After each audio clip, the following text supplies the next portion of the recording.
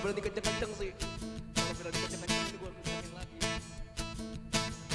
Yuk kita mulai ibadah kita hari ini.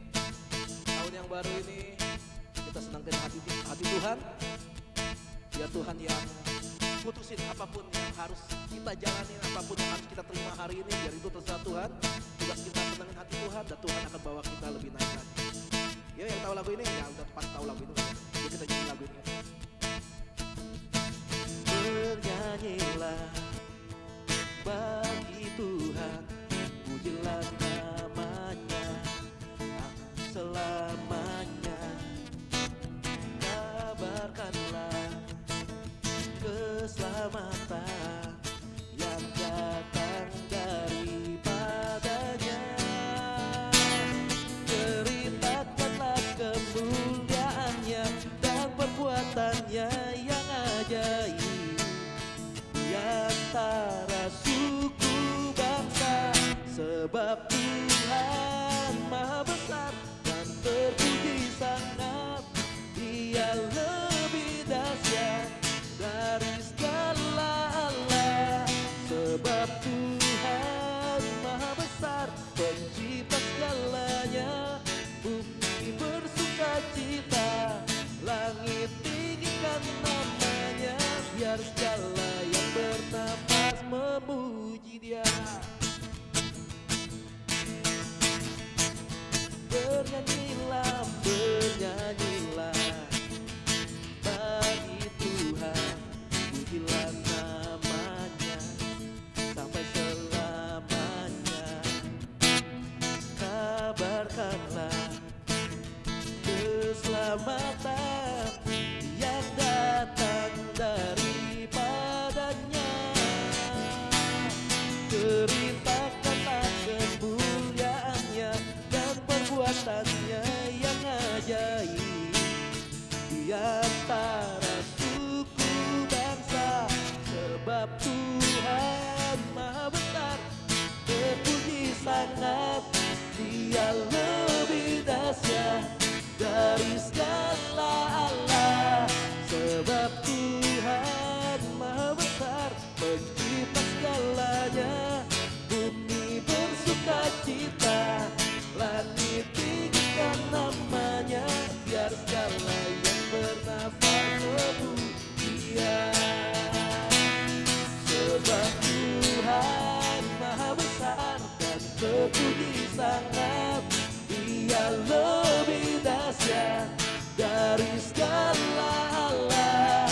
Sebab Tuhan maha besar, pencipta segalanya. Langit tinggikan namanya. Biar segala yang bernafas memuji Dia.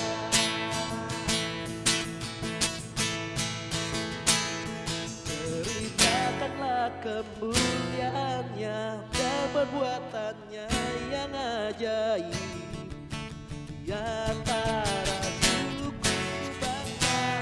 Sebab Tuhan maha besar dan terpuji sangat, Dia lebih dahsyat dari segala Allah. Sebab Tuhan maha besar, pencipta segalanya. Bumi bersuka cita, langit tinggikan namanya. Biar segala yang bernafas memuji Dia. Sebab Tuhan maha besar dan terpuji sangat, Dia lebih dahsyat dari segala Allah. Sebab Tuhan maha besar, pencipta segalanya. Bumi bersuka cita, langit tinggikan namanya. Biar segala yang bernafas memuji Dia. Biar segala yang bernafas memuji Dia. Biar segala yang bernafas memuji Dia.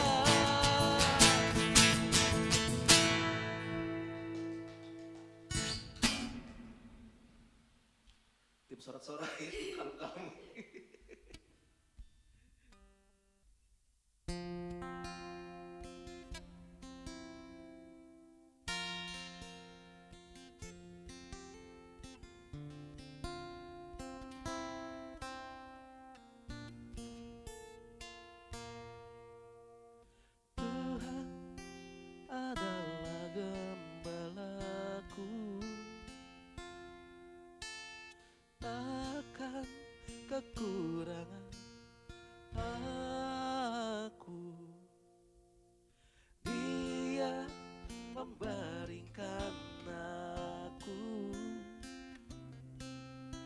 padang berumput hijau. Ia membimbing aku ke air yang tenang. Ia menyegarkan jiwaku. Ia menuntun aku ke jalan yang benar, oleh karena namanya. Sekalipun ku berjalan dalam lembah gelap, ku tak takut bahaya, sebab Engkau besertaku.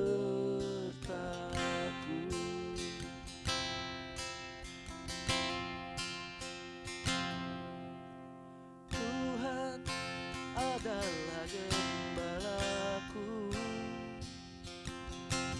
takkan kekurangan aku.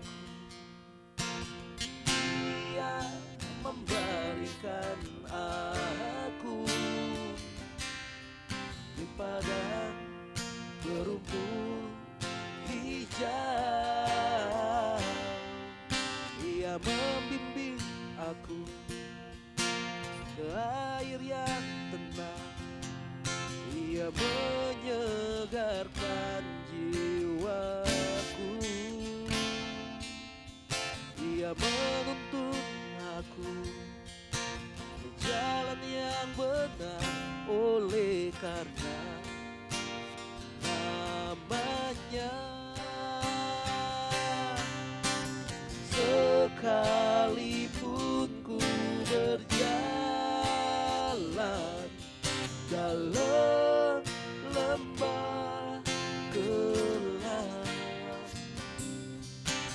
ku tak takut bahaya, sebab Engkau besertaku. Katakan kebajikan, kebajikan, kemurahan-Mu mengikuti aku seumur hidupku. Ku berdiam dalam rumah Tuhan sampai selamanya.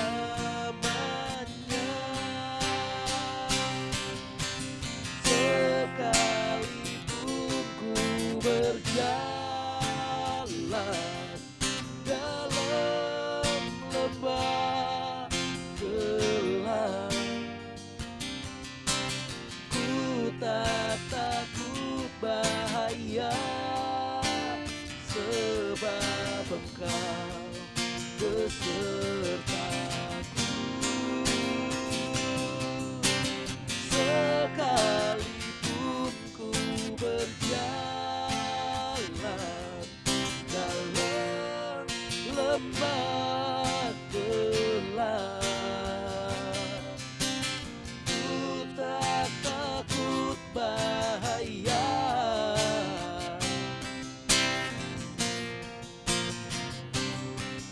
Dia nyembah Tuhan yuk. Yesus Kau Tuhan yang setia, yang setia. Oh, Kau Tuhan gembala, Kau Tuhan cahaya yang memberi jalan, memberi damai. Oh, Kau berfirman dan jadi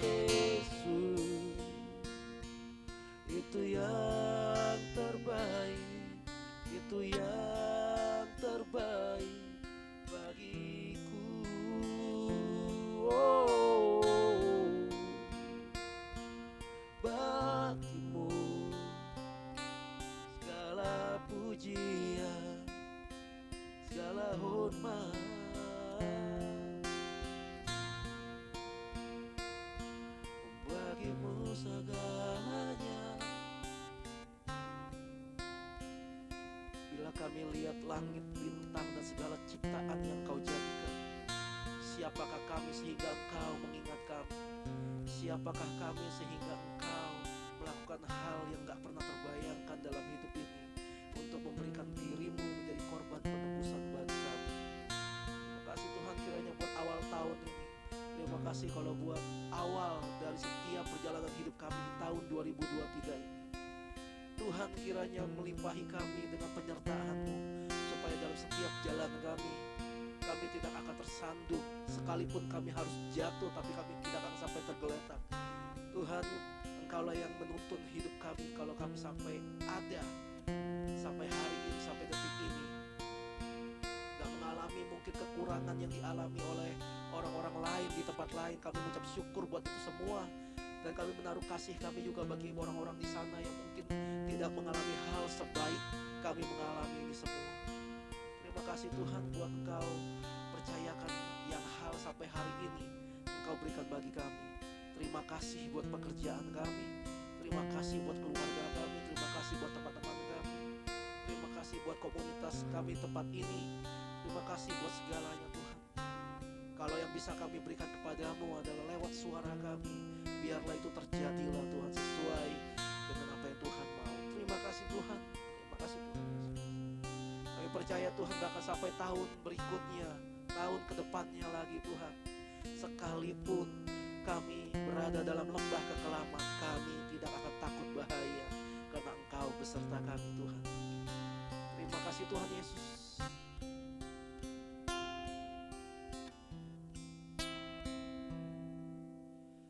Sekalipun ku berjalan dalam lembah gelap,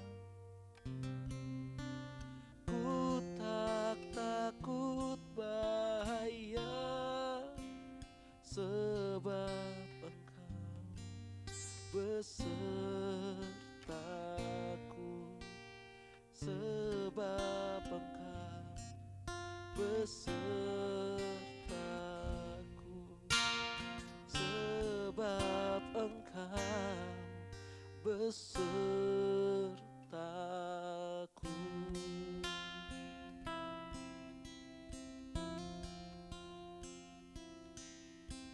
Sebentar kami mau mendengarkan sebagian dari firman-Mu. Kiranya Tuhan membungkus kami semua dengan kuasa darah-Mu Tuhan, supaya kami bisa makin mengerti untuk setiap firman yang akan dibagikan hari ini. Dan kiranya tangan Tuhan membuat kami mendengar dan membuat kami memahami setiap sharing yang akan dibagikan hari ini. Terima kasih Bapak. Kami mengucap syukur buat semuanya.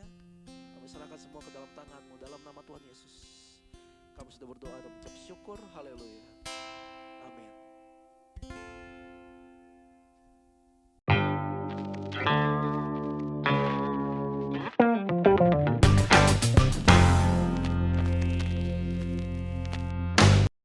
Hari ini bulan pertama Januari kita akan memasuki tema yang akhirnya muncul di tahun ini, di awal tahun, awal bulan, yaitu Life 101. Nah, kalau kalian lihat apapun judul yang ada 101, itu maksudnya gini, itu adalah hal dasar. Misalnya, cooking 101 gitu. Maksudnya itu dasar-dasar memasak. Semua yang basic tentang masak. Ini namanya panci, ini namanya sendok, kayak gitu. Saking dasarnya begituan tuh. Itu kalau cooking 101. Misalnya, orang yang tertarik dengan dunia otomotif, bisa cari car 101 gitu. Jadi maksudnya, pengetahuan tentang mobil yang paling dasar. Jadi kalau ada 101, itu artinya yang dasar. Kalau kita bisa bikin Bible study, kasih judul Bible 101. Berarti itu adalah dasar pemahaman tentang Alkitab. Nah itu pengertian dari 101 itu sendiri. Sekarang kita akan masuk dalam tema kita bulan Januari adalah Life 101. Dasar dari hidup. Khususnya hidup kita sebagai anak Tuhan. Dasarnya. Kita akan lihat dalam Amsal pasal 1 ayat 7. Takut akan Tuhan adalah permulaan pengetahuan, tetapi orang bodoh menghina hikmat dan didikan.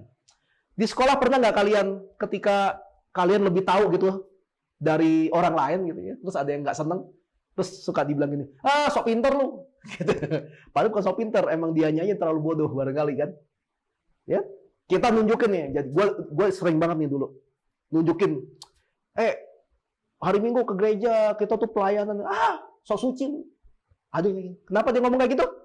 Karena dia sudah yakin dengan dirinya kalau dia itu nggak suci.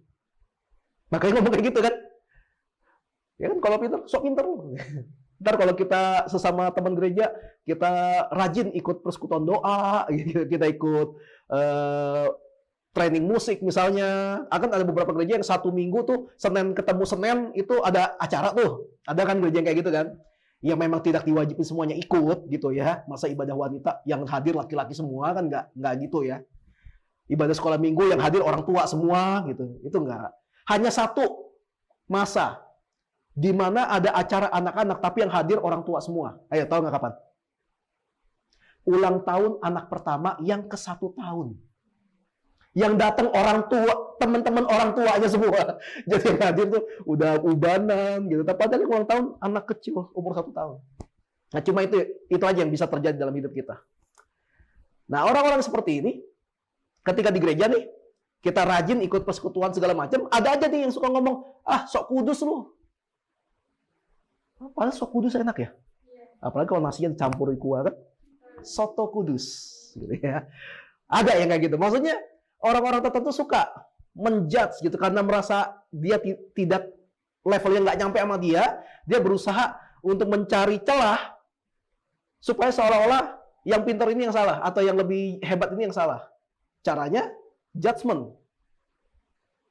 Dihina, dihakimi. Sok ini, sok itu, sok ini, sok ini. Kayak gitu. Kalau zaman dulu, sok iye, gitu, gitu ya. Tapi nggak ada yang tersinggung sih sama gituan, sok iye. Berarti kalau ada sok iye, sok enggak, gitu ya. Makanya ada yang jago nyanyi nyindir kan, sok imah. Gitu. Ada. Gitu. Betul ya? Ayat tadi yang kita baca, takut akan Tuhan, dalam terjemahan lain, itu memakai kata, hormat akan Tuhan. Adalah permulaan pengetahuan. Nah, orang-orang yang belum terbiasa baca Alkitab, mereka suka bingung dengan kata takut akan Tuhan. Mereka pikir takut yang dimaksud adalah takut seperti kita lihat setan. Kita takut menghadapi ujian. Orang-orang yang naik motor nggak pakai helm dan nggak punya SIM, takut ketemu razia. Ya kayak gitu. Dipikirnya takut akan Tuhan seperti itu. Enggak. Terjemahan yang lain berkata takut akan Tuhan itu adalah hormat akan Tuhan. Bagaimana cara kita menghormati Tuhan? Gimana dalam hidup kita? Apakah kita sudah menghormati Tuhan? Contoh yang paling gampang, gue cukup sering melihat ada orang yang berdoa kayak gini. Tuhan Yesus, makasih buat hari ini. Sebentar lagi mau pelayanan Tuhan. Sertai kami supaya ibadah kami ini nggak jadi rutinitas. Kalian berani ngomong kayak gini depan bos kalian yang udah kerja? Kalau terjadi kalian ngomong gini sama bos kalian, yang terjadi apa? Banyak macam, betul kan?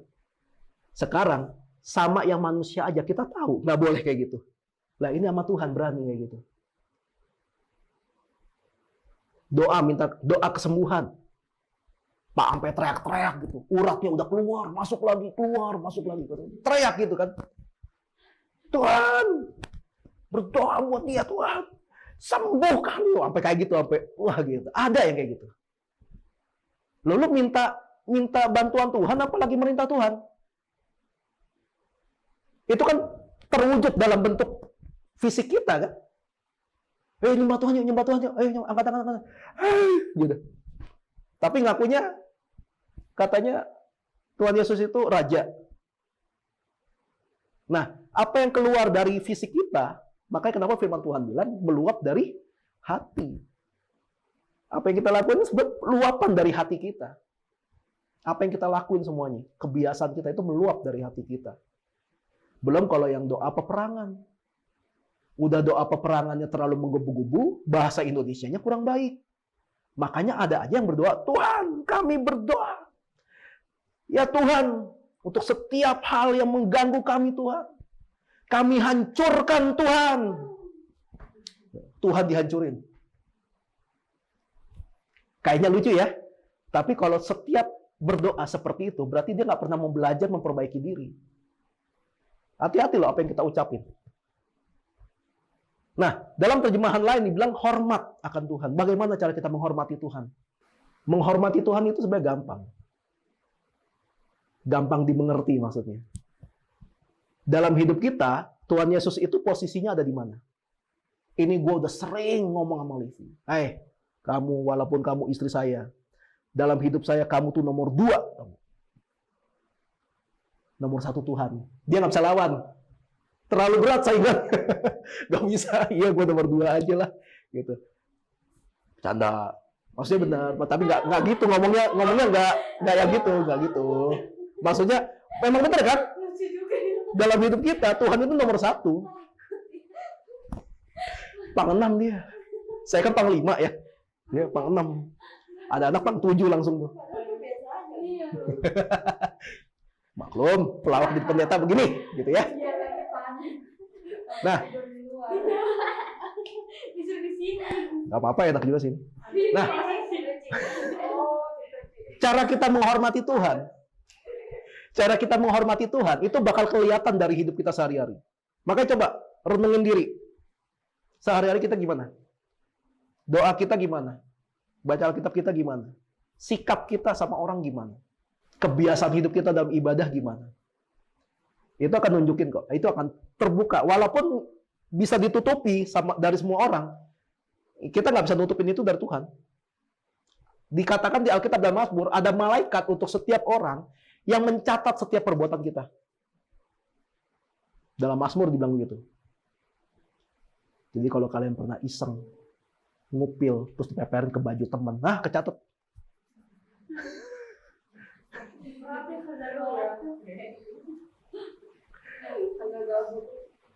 Jadi dikatakan gitu. Hormat akan Tuhan adalah permulaan pengetahuan. Kalau dalam hal ini, konteks ini kita akan mendapati pengetahuan yang dimaksud adalah pengetahuan tentang Tuhan. Dan bisa juga pengetahuan tentang segalanya. Nah, segala sesuatu itu ada dasarnya. Jadi kalau kita mau mengerti tentang Tuhan, yang paling dasar yang harus kita lakukan adalah hormati Tuhan. Yang paling dasar kalau kita mau mengenal Tuhan adalah kita harus menghormati Tuhan. Nah, segala sesuatu itu ada dasarnya. Ada basicnya segala sesuatu. Nggak mungkin kita kalau mau masak Indomie, sebut merek, ya udahlah. Siapa juga yang peduli ya kalau gue nyebut merek ya? Kalau semua ada yang mau masak Indomie, pasti kan ngambil panci. Lalu taruh Indominya ke dalam kan? Mateng nggak? Enggak lah, angus. Nggak ada airnya. Terus kalau ada orangnya, gue nggak tahu, gue pikir lo bisa. Jawabannya biasanya bakal dijawab gimana? Namanya aja dimasak ya harus ada airnya. Masa gitu aja nggak tahu, gitu kan? Betul? Itu namanya ngerebus. Kalau pakai minyak ngegoreng. Karena ada dasarnya. Nah, segala sesuatu itu ada dasarnya. Walaupun untuk sebuah benda yang spektakuler, yang luar biasa gede, itu dimulai dengan punya dasar yang kuat dulu. Kita ngomong hal yang paling dasar. Udah pakai ini aja ya. Namanya apa ini? Anduk, oke. Apa yang terjadi kalau Koko lepas tangan Koko dari anduk ini? Kenapa? Masa? Tahu dari mana? So tahu. Benar, ya. Gue nggak mau jatuhin karena nanti kotor. Kalau gue lepas, pasti jatuh. Benda apapun, betul? Percaya nggak kalau Koko bilang, ada kayu melayang-layang di atas gitu, nggak jatuh-jatuh? Percaya nggak? Nggak. Gue juga nggak percaya. Kenapa? Hal yang dasar.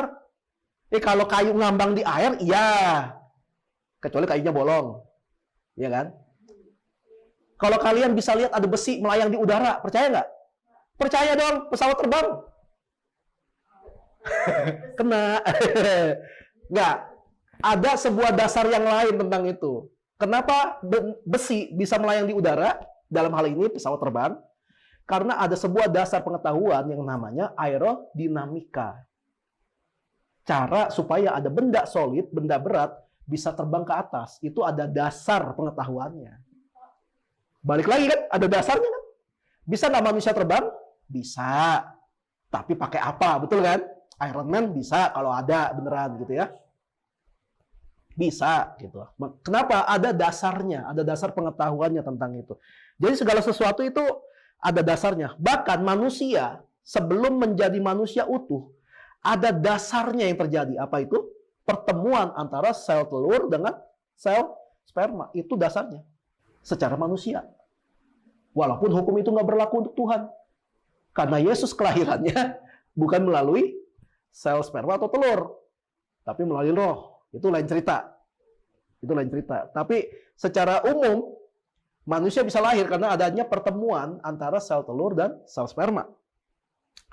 Makanya, untuk orang yang udah lama berkecimpung dalam suatu hal,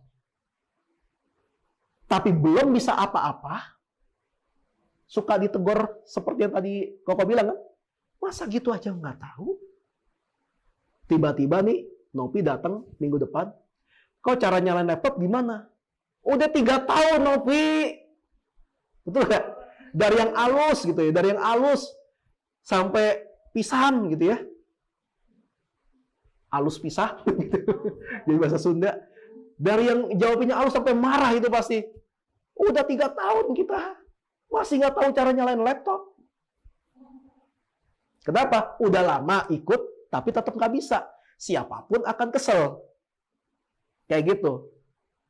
Nah, kalau kita lihat dalam firman Tuhan yang lain, dalam Kejadian pasal 1, ayat 1 sampai 5. Pada mulanya Allah menciptakan langit dan bumi.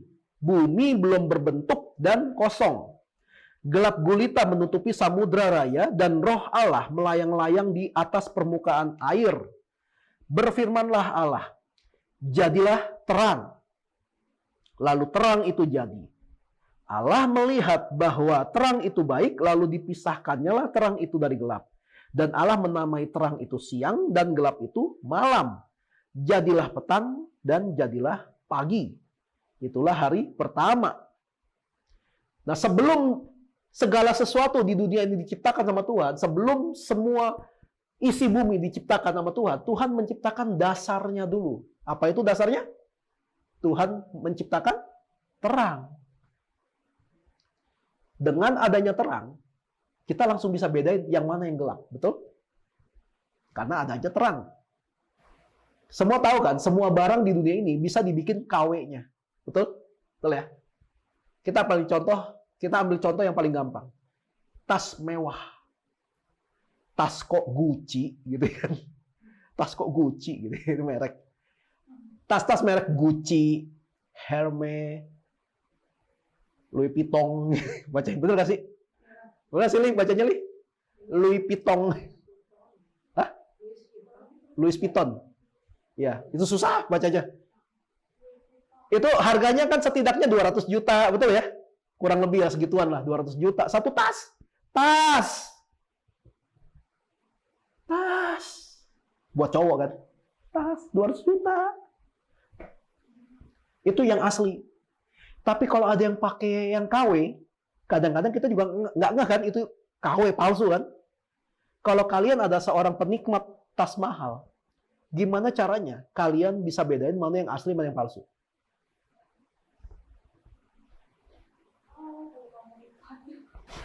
Satu-satunya cara yang paling awal untuk bisa bedain barang palsu dan barang asli adalah, pertama, kalian harus pernah punya dulu yang asli. Kalau kalian tahu yang asli, yang palsu tuh gampang dibedain. Tapi kalau nggak pernah punya yang asli, mau dilihat kayak gimana juga, ya mirip lah, nggak ada yang tahu lah gitu. Tapi seseorang kenapa bisa nyangka, ih kayak yang asli loh? Enggak. Orang yang pernah punya asli bakal tetap bilang ini palsu. Nggak bakal mau. Cara kedua apa? Yang punya tas Gucci asli, nggak akan pernah sekali-sekali ke restoran, taruh tasnya di bawah. Betul ya? Saya pernah dimarahin sama kakak rohani saya dulu. Belum, ini tas ngapain sih taruh di bangku? Ah, gua taruh ke bawah, dimarahin gua langsung. Karena harganya berapa puluh juta, dimarahin gue lagi. Itu karena asli. Coba belinya di pasar-pasar loak. Bodoh amat, taruh di bawah, tendang gitu, nggak ada yang peduli. Coba bayangin tas mewah itu Yesus. Ada Yesus palsu. Ya? Ada Tuhan palsu. Di mana orang suka sangka itulah Tuhan yang asli. Dan Tuhan yang asli kadang-kadang suka taruh di lantai. Nggak dianggap keberadaannya. Kalau minta berkat, cepot tuh. Wah, minta berkat tuh. Berkatnya datang, Tuhannya dilupain. Kenapa? Tidak menghormati Tuhan. Maka dia pikir Tuhan bisa habis pakai buang. Pas lagi butuh datang lagi Tuhan. Gitu. Itu yang banyak dilakukan sama banyak orang. Gitu. Nah, kenapa manusia diciptainnya belakangan? Kenapa manusia diciptakan hari ke-6, hari terakhir? Coba ya main logika ya. Kalau Adam diciptakan di hari kedua, apa yang terjadi? Mati. Kenapa bisa mati? Bumi baru ada terang dan gelap. Belum ada pohon. Belum ada hewan yang bisa dimakan. Tuhan tidak sejahat itu, gitu kan? Tapi justru karena udah ada pohon, udah ada cakrawala, udah ada gravitasi, udah ada hewan ternak dan sebagainya, barulah manusia ditempatkan di sana. Dari dulu, Tuhan kalau kerja, kalau Tuhan nyuruh, ayo Jen, kamu pergi ke sana. Tuhan di sana udah menyediakan semua yang dibutuhin. Maka kenapa dibilang jangan pernah khawatir. Kalau Tuhan udah nyuruh kita ke sana, kemana gitu, Tuhan udah sediain yang kita perluin. Livi waktu awal berhenti kerja dari toko Tanah Abang, berat pindah ke make up, betul kan? Berat. Tapi coba sekarang, mau balik kerja toko Tanah Abang lagi? Gak mau. Kenapa? Semuanya udah tersedia. Bukan berarti yang kerja di toko Tanah Abang parah, bukan. Ini ngomongin personal. Kenapa sih mesti ada sekolah TK dulu? Atau kalau anaknya terlalu pintar langsung masuk SD? Karena mereka harus belajar dasarnya dulu. Repot kan ya? Adiknya si Nei, umur berapa nih? Nggak tahu. Hah? Oh, 8 tahun. Misalnya, dia baru pertama kali nih, oke, udah masuk usia sekolah. Adiknya si Nei. Pas masuk sekolah, diajarin kalkulus. Kamu bisa meledak kan? Apaan tuh kalkulus? Dia mungkin salah baca. Hah? Kakus gitu. Masih kecil kan? Ya harus mulai dari yang A, B, E, B gitu kan. B, A, B, B, I, B. Baby. Ya. Harus mulai dari yang ono-ono dulu kan? Yang kayak gitu, dasar-dasar dulu. Baru kita bisa baca yang sampai rumit. Pantun, paragraf, bahasa-bahasa puisi. Baru bisa ngerti. Mulainya dari mana? B, A, B, B, I, gitu kan? Bayangin ada anak SMA diajarin bahasa Indonesia masih kayak gitu. Ayo anak-anak kita belajar bahasa Indonesia. Ayo. I, B, U, Bu, Ubi. Gitu. Nggak mungkin SMA belajar itu. Udah beda kelasnya. Udah beda kelasnya. Kalau sampai ada anak SMA masih nggak bisa baca, satu kelas akan bilang, gini aja nggak bisa. Satu kelas bakal ngomong kayak gitu. Semua ada dasarnya. Yang repot, dari tahun pertama sampai tahun ke-11, dia masih di dasar sampai segitu lama. Itu yang aneh. Itu yang diprotes Yesus terhadap pohon ara. Dari dulu lu di situ, lu cuma jadi gede doang, tapi nggak berbuah. Marahlah Tuhan. Seperti itu juga kita kalau udah lama percaya sama Yesus, tapi nggak pernah menghasilkan apa-apa, itu respon Tuhan. Udah lama lu terima berkat Tuhan. Tapi segitu lama juga lu nggak pernah membalas kebaikan Tuhan. Kita lihat lagi firman Tuhan, Matius pasal 16, ayat 18. Dan aku pun berkata kepadamu, engkau adalah Petrus. Dan di atas batu karang ini, aku akan mendirikan jemaatku dan alam maut tidak akan menguasainya.